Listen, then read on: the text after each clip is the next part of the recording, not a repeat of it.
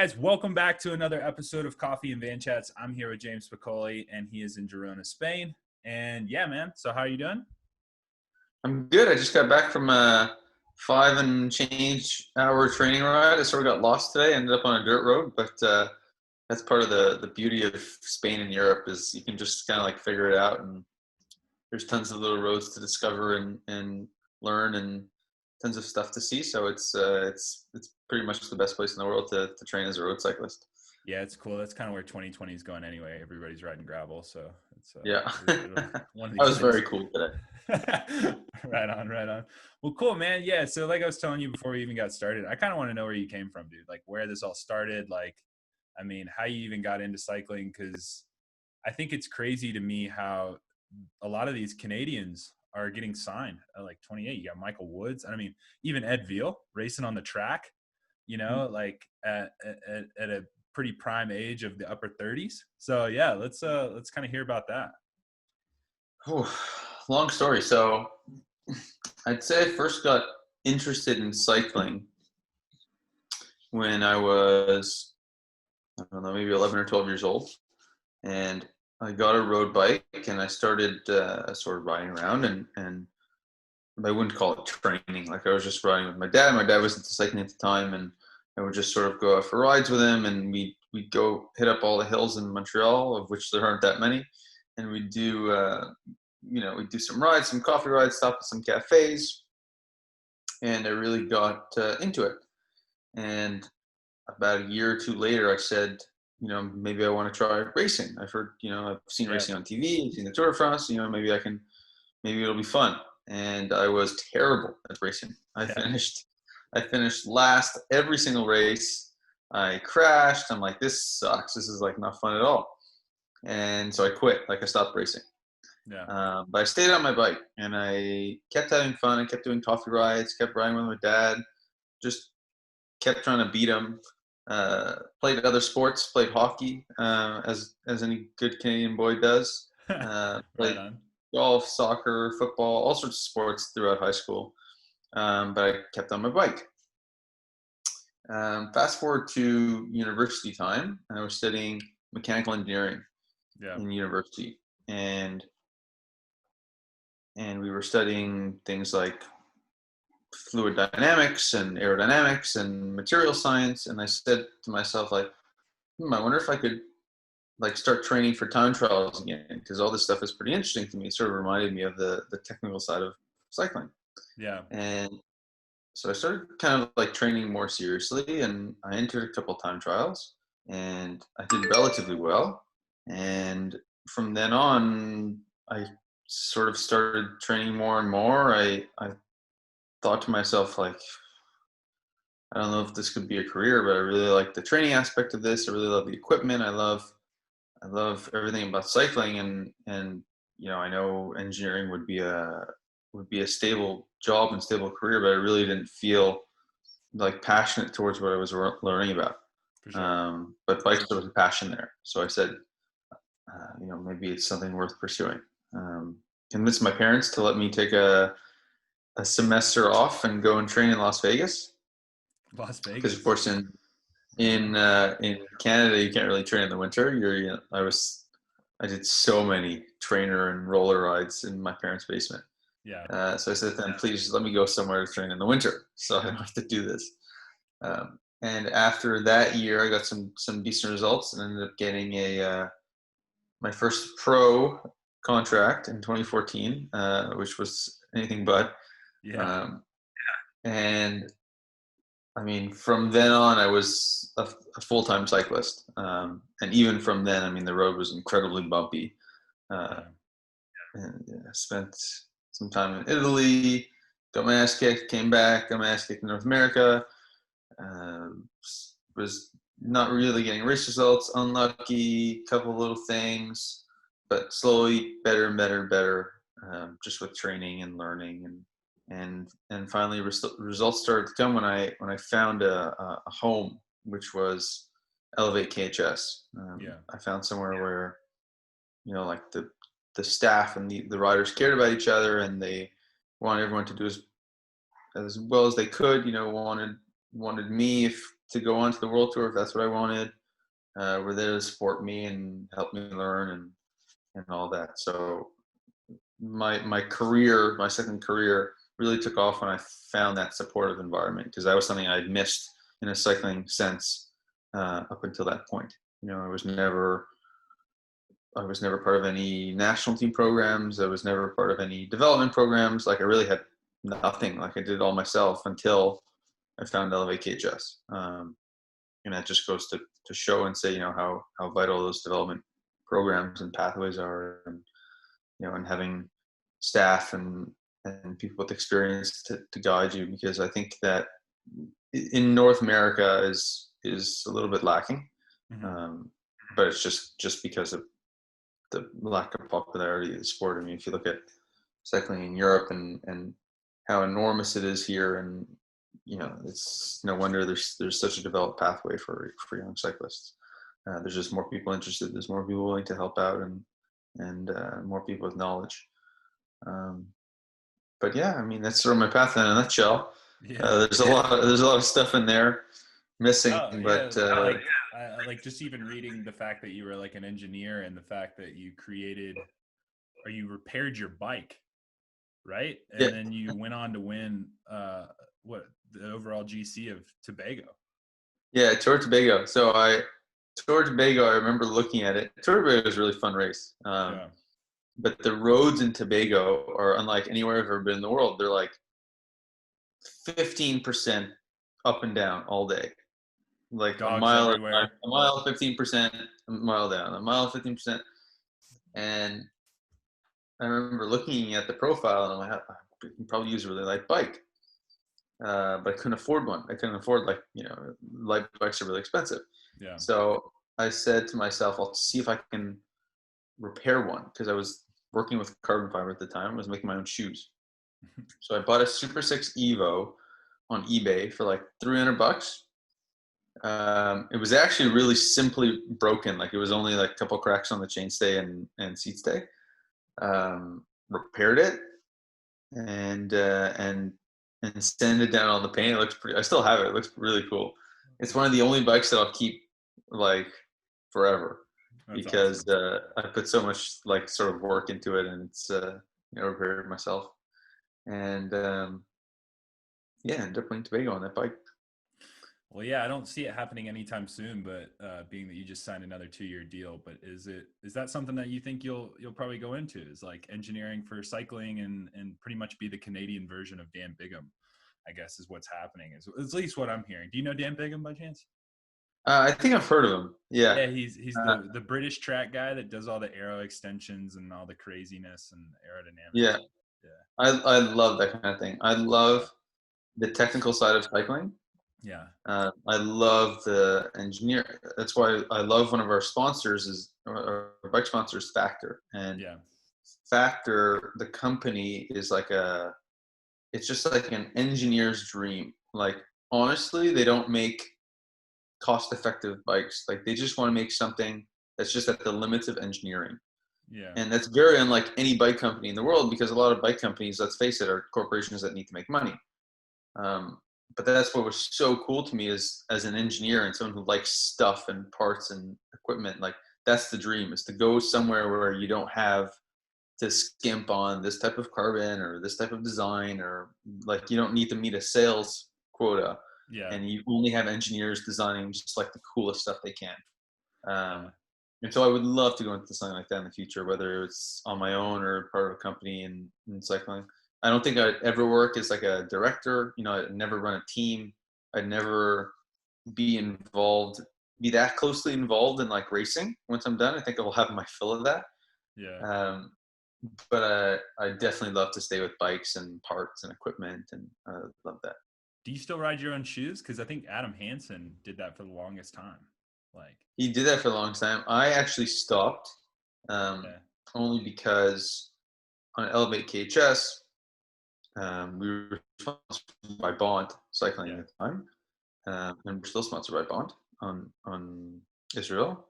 And I ended up forging a really good relationship with them, because they started making me fully custom shoes. So I send them molds of my feet, it's actually the same molding equipment that I used to use when I used to make my own shoes. Yeah. And so now they just do it for me. Yeah, well, they And make I get to, they make a pretty good shoe. Between them and Lake, I mean, that's like some of the best shoes out there. Like, they make a really good shoe. And what's really funny and serendipitous is that when I was making my own shoes, people would ask me, like, okay, I don't want to make my own shoes, but what shoes would you recommend? Knowing what you've learned about design and ergonomics and all that sort of thing. And I always said Bont. This is before I ever worked with them, because they use a very similar mold and sort of technique and last to the way I was making my shoes. Obviously, I've made them one pair at a time.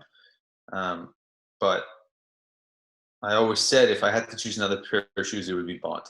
And so it's pretty funny that I ended up working with them, and now I'm still one of their athletes. yeah, no, that's super cool. Yeah, like I said, man, I feel like that's like a game changer to the bike ride, is like having a good pair of shoes and a good saddle. Like, you can kind of make anything work. So yeah, man, let's kind of dive into, like, because I mean, I guess in recent news, it seems that Israel Cycling is literally signing everybody and their mom. And I mean, if I was a new guy who had just came in and didn't have a 2-year deal, like, especially with the coronavirus, because like everybody's like fighting for results right now. That's usually the thing. But it seems that Israel's like this big family, and they're just making the family bigger. And so how does that make you feel, like that, I mean, Chris Froome, Michael Woods, Daryl Impey, like, how does that make you feel, man? Are you pretty stoked on that?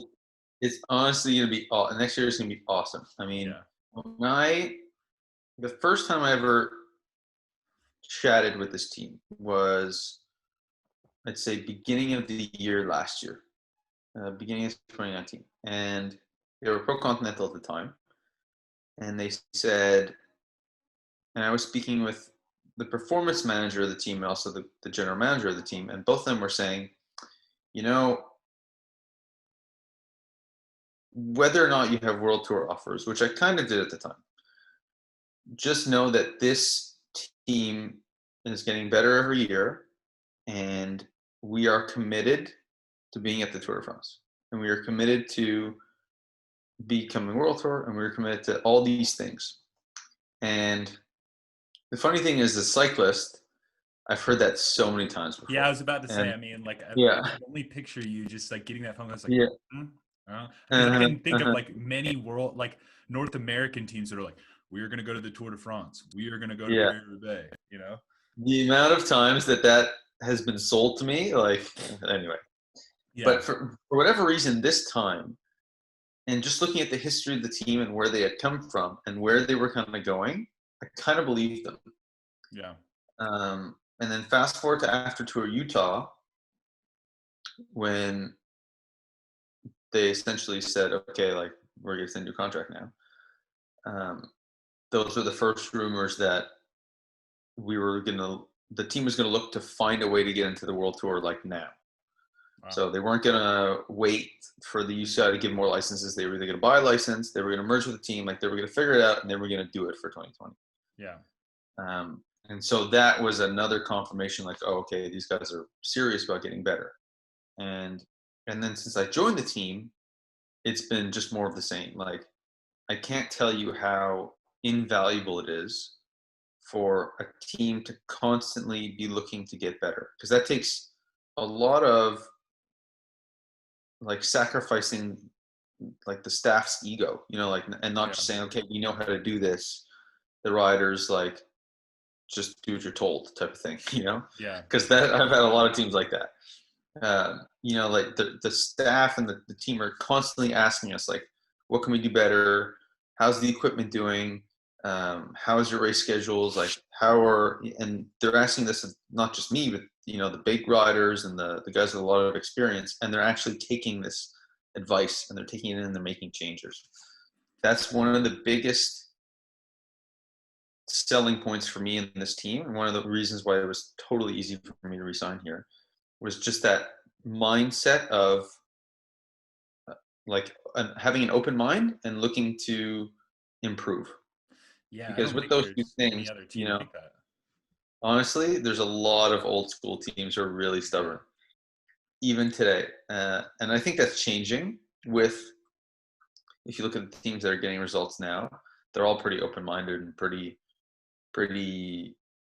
like current and open thinking and all that kind of stuff.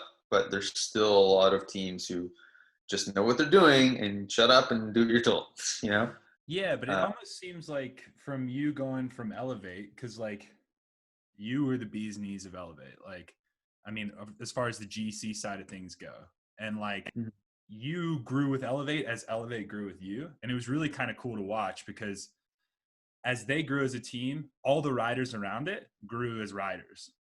And I thought that was really kind of cool. And it kind of looks like you moved on to Israel, and Israel has that same program going on, which I could see some people coming from that form of racing and going to the World Tour and being like, oh, now they're immediately back at the back, not getting talked to, just getting shuffled around. And they're not growing with the team as the team is growing. And then when they're done with them, they're gone.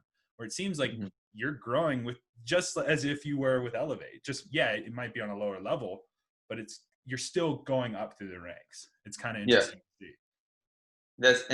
that's totally true. And that's one of the major talks that I had with them before I signed. They're like, listen, we really believe in you, and we Wow. really want you to grow, and we want to give you time to grow, and we don't want to rush it, but we really believe that you can be like a guy who can win someday, and we want to be, the team that brings you along slowly. We want to send you to the right races. We're not going to, send you all over the place. We're not going to make you travel to these races that you can't do well. We're going to send you to the races you need to go to.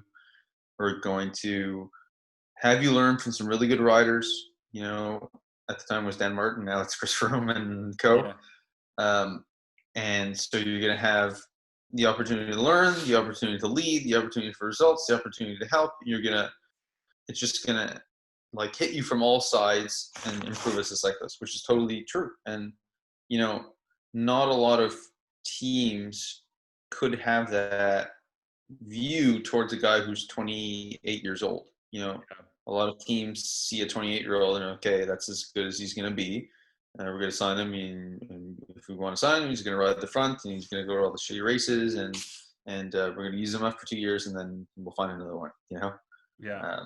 So that's why I'm so lucky to be part of this team, is because they actually are invested in my growth, just as much as they're invested in the growth of the team. Yeah. And that Well, it speaks just volumes. seems that everybody's, I guess, more or less on an equal level, like in the sense that like they're worried about Dowsett as much as they're worried about you, or they're worried about Greipel as much as they're worried about you, or they're worried about Dan Martin as much as they're worried about you. Like you're not just another rider to help those guys get their success. So they're just Oh as no. worried about you next year as they are worried about Dowsett winning, worlds in the TT, which is really kind of inspiring to see, and really kind of cool to see. So that being said, what's your goals at the World Tour right now, man? I mean, like, obviously it's been a crazy year this year. And I bet kind of scary being first time World Tour, like in the sense of where does, what's going to happen. But yeah, so what's your kind of goals for the rest of the year? My kind of goals. Well, hopefully, as we're speaking now, it's late August. I'm supposed to go to the Vuelta. Hopefully, the Vuelta still happens. Okay. I think the Vuelta is a perfect Grand Tour for me to start with. From what I hear, it's the least kind of stressful. It's the best in terms of if you're a climber, obviously, and it's the place where you really like get your Grand Tour legs. And so I'm actually really looking forward to the Vuelta. I think if I can go with no pressure and I can go to just learn and see, I can actually do well in the race, relatively. Yeah. There is a side of me that this year wanted to give myself like specific goals in terms of results or races or what have you. But I actually had to force myself not to do that because it can be a lot to do in the first year. There's already so much that's changing. I've moved my whole life to Spain now. I'm Okay. looking to Sweet. buy a house here, and there's just a lot of stuff that's new, and there's a lot of stuff that's different, and there's a lot of learning to do, and there's a lot of people to get to know, and in that whole environment, going straight in and then asking of yourself, I still need to get results. I still need to do the X, Y, Z, whatever it is. That can be a little bit too much. Yeah. And I'm very lucky because, again, I didn't put any pressure on myself for results. Well, I kind of did, but like I didn't put a Relatively. number on anything. Yeah. Yeah, I'm still a bike racer. Yeah, yeah, for sure. I know exactly what you're talking about, and a few people who Yeah, are listening are going to be like, "We know what you're talking about," but yeah, just enough to kind of like take a little bit of pressure off. yeah. Yeah, But the team still extended my contract, yeah, with essentially no results. So that's another thing that really, it was like, I'm so blessed to be a part of this team because they believe in me so much. I got my contract renewed in the middle of coronavirus, like when no one was racing. yeah, So that's how much they believe, and obviously they saw my work ethic, and they saw, because all of our stuff goes to Training Peaks now, yeah, and they saw how hard I was still working in confinement, and how much I was still training, and my numbers, and so on and so forth.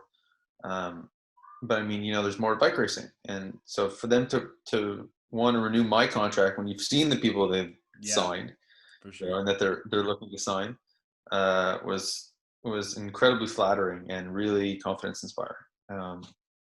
So I mean, goals short term. Whenever someone asks me about my goals, I always give the same answer. I want to continue to have fun Yeah, cycling. I want to continue to love my bike and love riding. That's always number one. Always number two is I want to continue to make people proud. My parents are my biggest fans in the world. Uh, I wouldn't be a cyclist without them, and that's honestly the biggest thing I care about, is just making them happy and putting smiles on their faces. yeah, Number three, after those first two, is to start to learn and race for results.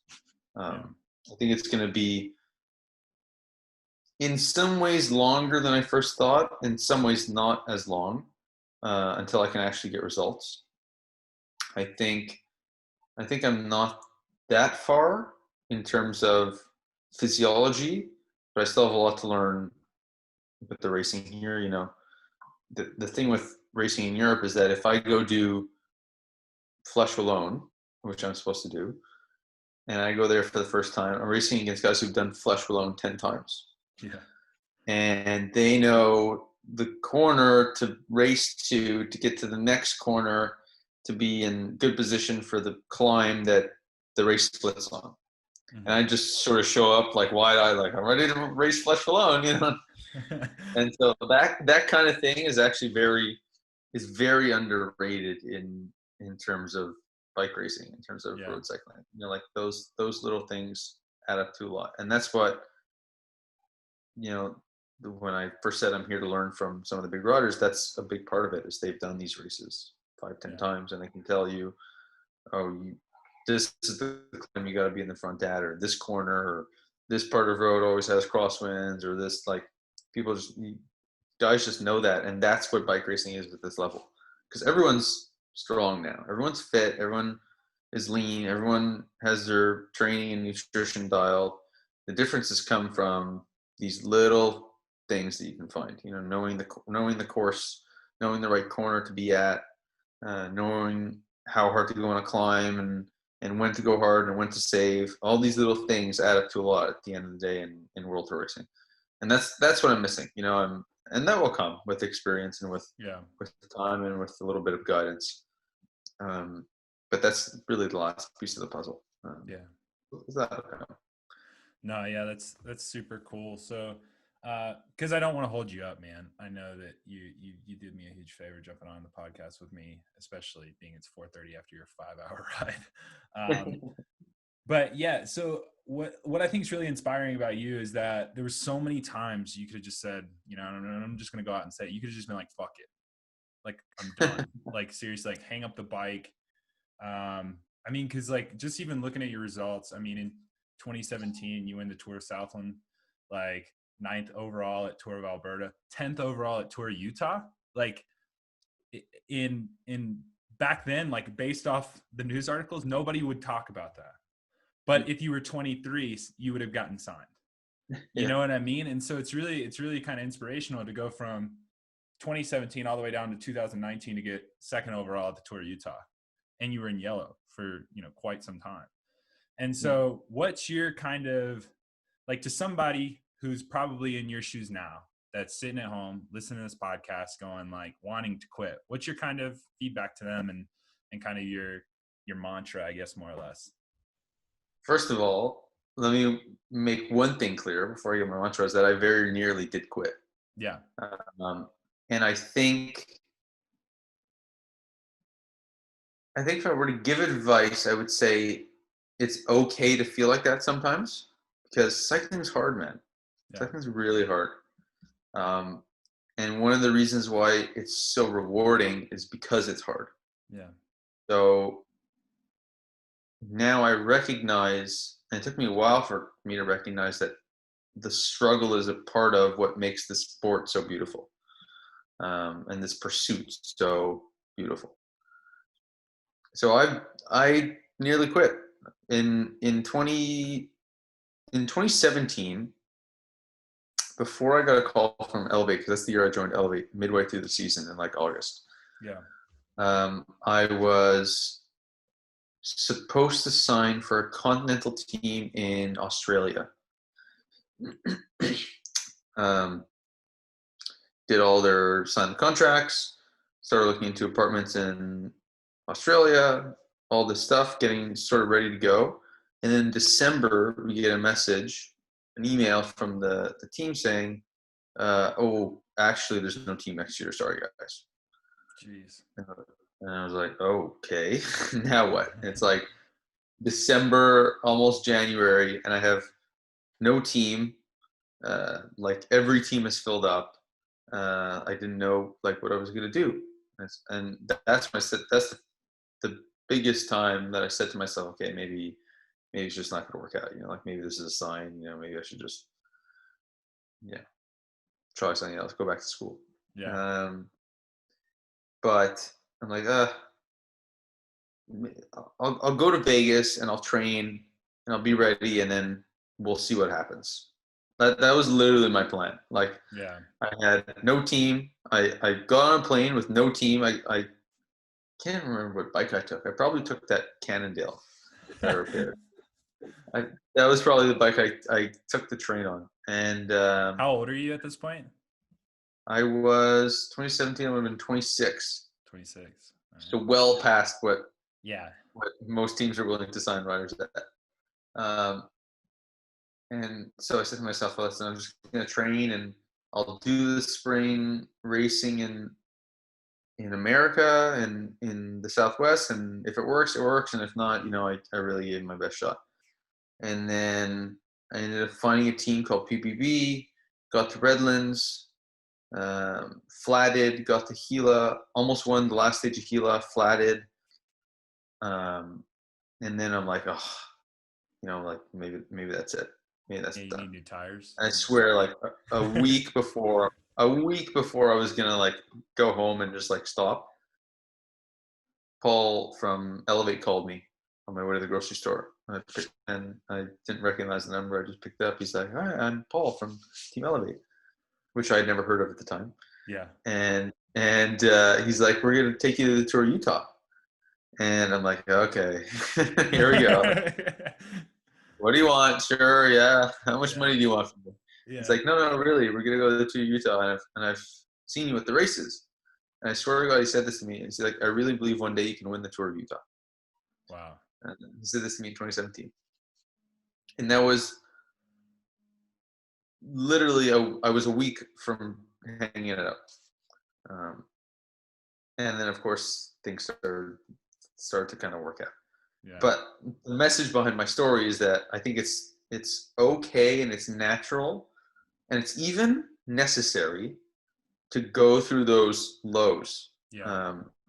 Because that's how you get the resolve. That's how you get the determination. Like those points in your cycling career and in your life in general, they are tests. and they're there to to show you, okay, this is, and you don't know at the time, this is as low as it's going to get. Are you willing to keep going? Are you willing to keep pushing with the uncertainty, with the, and keep pushing to hope that it works? And that's the same reason why I laugh every time someone says, this whole coronavirus thing must suck for you. I said, man, I've been living with uncertainty and like this shit my whole life. Like this is just another thing. Like I've been in, Las Vegas, like thousands of miles away from home, unsure if I was gonna have somewhere to stay, unsure if I could afford groceries, unsure if I was gonna do anything with my life in a month. This is coronavirus is easy. I have a job, I'm paid, Yeah. Things are great, man. Yeah, it gives you enough time to go, well, if I don't have a job come January 2021, at least I know there's a timestamp on when I don't have a job. It's not just like tomorrow. Yeah. So that's what I would say is, first of all, to any cyclist out there, learn to deal with uncertainty, because uncertainty is going to come throughout your whole career, whether there's pandemics or not, whether there's problems on the planet or not. Like, uncertainty is a part of cycling. Just learn to deal with it, learn to accept it. It's okay to feel like you want to quit sometimes. And I mean, the only way to get better is to keep going. There's honestly there's no better advice than just keep going. There's anything that I've learned over my career. We said this before we started recording, that you said to me, it was funny that you read a quote that I said, I don't feel, when I hear people say that you came out of nowhere or something like that, like this kid, like out of nowhere started getting results, like burst onto the scene, whatever. Yeah. I always laugh because, it's been like almost 10 years of like 5 hours a day, training, reading, learning, training, watching, reading, looking at profiles, looking at races, and just like essentially 24 hours a day trying to get better at cycling. But that's the commitment that it takes. That's just what it is. And the only way I got to where I am now is that I kept going when times were tough. I can honestly tell you that I don't believe that I'm talented. I don't believe that I have any natural gifts. I don't have a huge engine, whatever you want to call it in cycling terms. I'm an incredibly hard worker. I train a lot. I read a lot. I always want to get better every day. And that's the only reason why I'm on the World Tour now. There's no magic. There's no magic pill. Special interval. There's no special food. There's no, man, it's just hard work over time. And that's really what it is. So that's my advice to my long story / advice to anyone who wants to try this as a career is just keep going. No, like I said, man, I mean, it's straight inspirational, dude, because it's one of those things where it's like, I mean, even myself going through, not making the Olympics and not making that, it's just a matter of like, well, now what? You put all that into that and it's like, now what? And for some reason I keep still riding my bike. So I don't know, at the end of the day, you just figure out that you love it. And so it's really cool to see that, like, you have to find failure to get success. Like, you have to find the hardships to get the good stuff. And I think you're pretty much a spitting image of that. I mean, then I have a team, then to go to Elevate, and then pretty much cruise on Elevate for quite some time. And I'm assuming that wasn't easy and it wasn't a cruise, but again, 10th overall at Tour of Utah. Most people that would be the first thing on their resume. And it seemed like you just kind of pushed it by the wayside and just kept going, even when people didn't look at it too. So again, man, thank you so much for your time. I really appreciate it. And if you guys want to check out the links in the description below, there's a really cool video of his family congratulating him on his signing again. I thought that was super cool. And so be sure to check that out, and I'll put that down in the description below. Other than that, thanks guys. Cheers.